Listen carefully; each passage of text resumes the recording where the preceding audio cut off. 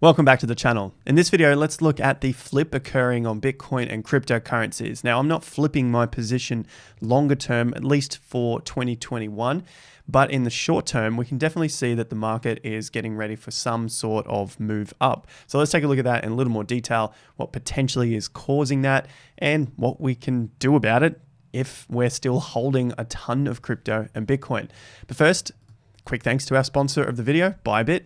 Use the link in the description, get up to $4,100 of sign-up bonuses. It works very similarly to Binance, if you're familiar with Binance, but I find it a much cleaner layout and also with the app as well. So it's a little easier to navigate if you're new to looking at cryptocurrency exchanges. Plus there are tons of rewards on the platform, and you can also easily get crypto on and off the exchange, plus purchase crypto using your debit or credit cards with zero fees. So with that said, hit that like and subscribe button. It goes a long way to helping out the channel. Let's crack on with the news headlines and then dive into what's going on in the markets, looking at the stock markets, metals, and of course, our beloved cryptocurrencies. BlackRock launches its first crypto-exposed ETF with sizable Coinbase allocation. We looked at this just the other day as well as I was talking about this. Basically, the ETF here is iShares Blockchain and Tech ETF, IBLC. But beware if you're just looking to get into crypto using ETFs, which I suppose most people watching are not, they want to buy the actual crypto. Just take a look at this. Their ETF is mostly exposed to Coinbase, Marathon Digital Holdings, and Riot, so basically Bitcoin miners. Personally, this is obviously crypto in the crypto space, but these things have been going down a lot further than Bitcoin itself. So pay attention to how much the actual stocks that are within the ETF are dropping compared to what's going on in the main space. ApeCoin has been pumping. It got up to about $28 overnight. ApeCoin becomes the largest metaverse token. So this is even just a few hours old. And of course, the price pumped overnight. It's got it lastly at $19, but it did get to a high of about 28. This comes 1 week after Bored Ape Yacht Club creator Yuga Labs announced it would be launching its Other Side metaverse on Saturday. Essentially, bring this up, as always, something to pay attention to here. Is it a buy the rumor, sell the news event? Check it out on the chart here. We've been tracking this with our members. Link to this in the top of the video description if you want to join us for our weekly group calls and Q&As. My portfolio is over there as well. We're looking at this uptrend, finding some support above the previous resistance levels around 1350. Higher low came in, and then you can see the volume just start to pick up, and it's broken through that previous top and then has basically spiked. So there's about 20 minutes to go on the daily close. You'd want to see this close higher for a sustained move into the news announcement event. Remember, they're talking about launching the metaverse on Saturday, so in about 24 to 48 hours time, depending on when you're watching this. But looking at the price, it looks like maybe this has started to blow off already. Maybe that's a call there at this point, because you can see the selling coming in towards the end of the day here. So pay particular attention to that, especially on any cryptos that you're looking to follow. Speaking of metaverse, Meta says its metaverse focused unit Reality Labs lost $2.9 billion in Q1 of this year. So Meta is obviously Facebook, or was Facebook. First quarter of this year, results from Wednesday, which we've been covering, looking at all of the earnings for the stock market, in particular big tech, which is taking a massive hit over the last few weeks after it got to that little peak. Basically, they posted a $2.9 billion loss in Q1. This loss is more than what they had in Q1 of 2021. However, on the revenue side, their earnings were $695 million during the first quarter of this year, compared to the first quarter of last year, which was $534 million. Now, of course, they're getting into a whole new space here. They're expected to have some losses, but in terms of Facebook or Meta itself, the stock prices of tech have been crushed. And personally, I don't expect them to just sort of bounce back from these lows anytime soon. I think we've still got a little bit longer to go.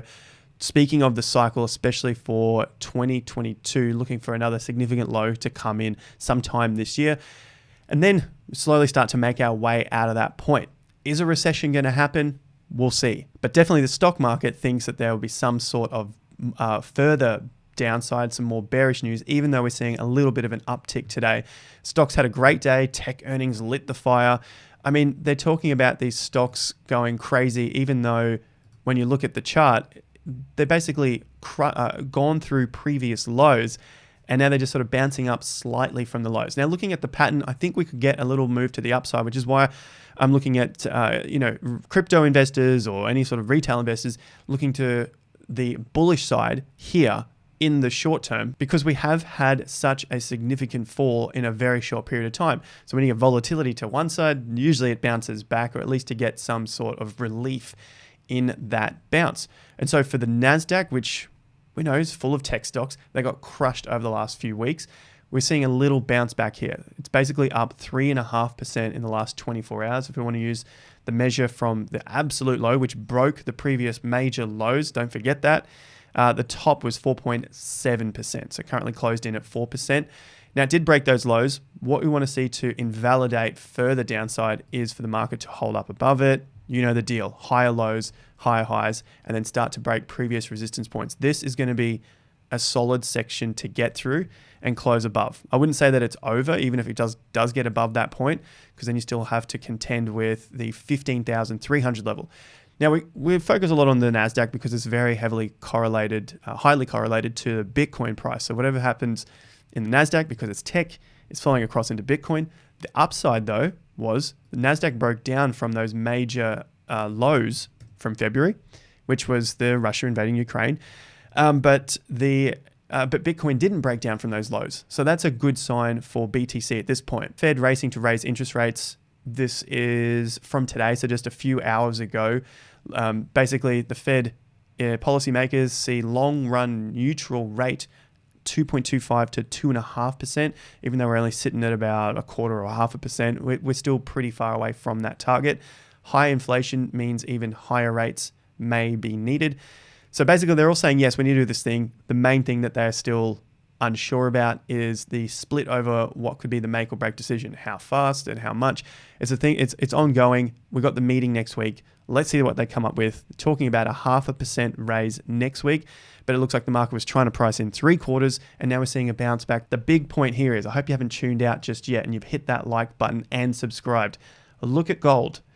If we were going into some sort of major recession, at least the theory is money needs to flow into gold to protect us. It needs to be the protector of anything that goes wrong. We see recession, let's throw our money into gold, it's safe. Gold has been rejected at 2,000 an ounce. Again, that's a lower high off a double top.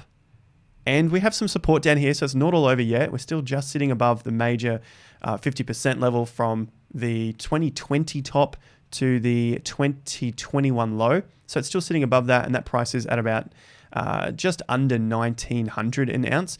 But you would expect gold at least to be holding its ground a little stronger than what's actually happening at this point in time, with all of the fears of recession. All right, so pay particular attention to what's going with gold. We always hear the gold bugs and the doomsdayers say, buy into gold, buy into gold. Honestly, it has been absolute garbage. Gold has been absolute garbage. Sorry to tell you, it's been nothing for the last couple of years. Obviously, you could have made a lot more money elsewhere, but even over the course of its last 40, 45 years, if I want to cherry pick some data, adjusting for inflation, this thing has gone basically nowhere. It's just not the holy grail that the doomsdayers and the gold bugs make out. I think a lot of us here in crypto understand that, so we won't bang on about that too much more, but just looking at this in terms of what's going on in the market, say, we got a little bounce back in the NASDAQ, we got a little bounce back in the S&P, got that little pity bounce, and then we tanked, and then we're getting a little bounce off the support. We would expect at least gold to remain a little stronger than this, and hopefully it does at this 50% level here, if the market is going to these massive, fearful recession woes that a lot of people are spouting across the internet. Now, I don't think we're going to get into that stage in 2022. We've covered that in February before the war happened on a video on the channel, and that was with Phil Anderson, who is at our live event today on the Gold Coast. So hopefully I see you guys there, 29th of April. If not, see you around the trap somewhere else. But just looking at what's going on, recession, maybe, like they're saying here, maybe it happens in the next 2 years. I mean, it's quite a long way away. So what do we do about it before then? So what can we do about all of it before any of these sort of recession fears happen? Well, I'm just going to keep watching the major support and resistance levels, because that tells me what investors are doing. Bitcoin holding up above the January low, the February low. You know that. The regular viewers, you guys know, continue to go on about that particular day because it is so important. So I'm going to put the same emphasis on the upside. We looked at this yesterday, regularly, those tops in March. Should this market, Bitcoin, for example, the major one here for cryptocurrencies, get above that 48K top, that'll set us up nicely to tackle this level. That is my key critical level that I've been talking about for months, around $52,000, give or take a few percent either side. And of course, talking at 52K, a few percent could be $1,000, $1,500 either side. So around that $52,000, you got another top here at 53, and that's a beautiful point there where we had that little triple top before the market tanked. So for Bitcoin, we're seeing that little bounce come into the market here, just like we did with the NASDAQ. I'm going to be watching where this NASDAQ tops out. So this is what I'm doing about what's happening in the market right now, short term. I want to see where this market tops out. Does it break past that 50% level, which is basically those tops as well? This is my double top play in here at the moment. And of course, that 50% is going to be pretty much bang on there at 14,200. What happens to Bitcoin? Does Bitcoin overcome its 50% level on the bounce back as well, which sits at somewhere in that mid $40,000 range? That's going to be another key to see if we can get back to that 48K to test that top again. Let's take a step back and look at the broader picture again. Now, the last couple of weeks, we've been looking at the bear flag on Bitcoin. This essentially means that the market could fall the entire move of this pole from the breakout point. I don't think that is very likely at all. That would send it somewhere down to the low thousands of dollars. It seems absolutely ridiculous, considering that the move hasn't been that extreme like we've seen in the past either. And usually the low lies somewhere in between what the extreme bears are saying and somewhere in between what the perma bulls are saying. You know, the perma bulls, they can only see it going back to those previous levels in the low to mid 30s. And the bears, I mean, they're talking $8,000 to sort of $12,000 or $14,000. And usually the truth is somewhere in the middle because you have both forces of each side of the market playing against each other. So when I take that in consideration and I use some of the tools here, so with our measuring tool on, we got 100% of the move, and then I'm looking somewhere in that mid $20,000 range, considering it's also the 618% of that total move to zero. So that's the Lowe's resistance card, again, Lowe's resistance card. So somewhere in that mid 20s. Now it depends on how the market reacts when it gets to that mid 20s. Is it a spike down and a higher close on a weekly or maybe a monthly bar?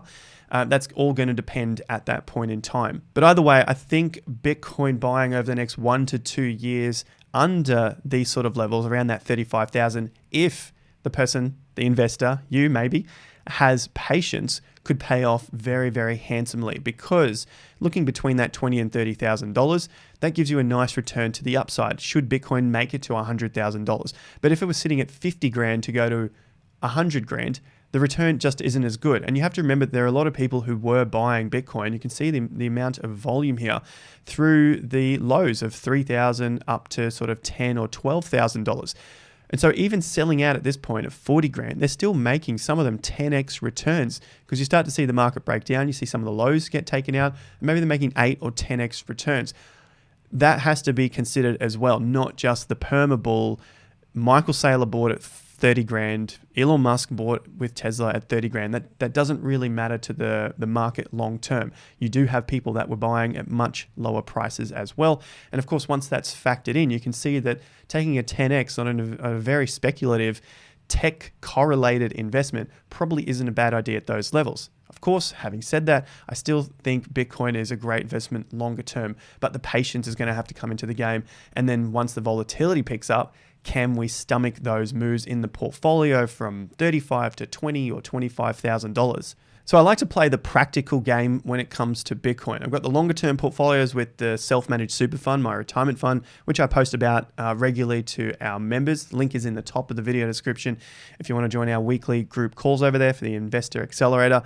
And then in the short term, it's just to get an idea of what's going on day to day, to be able to sift through the noise. Should we see some little pumps, not get into the FOMO frame of mind, thinking, damn it, I missed out on this low, when at the low, you're thinking this has to go much lower. So it's just to navigate through the emotional craziness that comes as being a longer term investor as well. That's why we're here daily on the channel. Make sure you subscribe and like the video. Check out the links to Bybit, up to $4,100 of sign up bonuses. I'll see you guys at the next video. Until then, have more fun to get more done.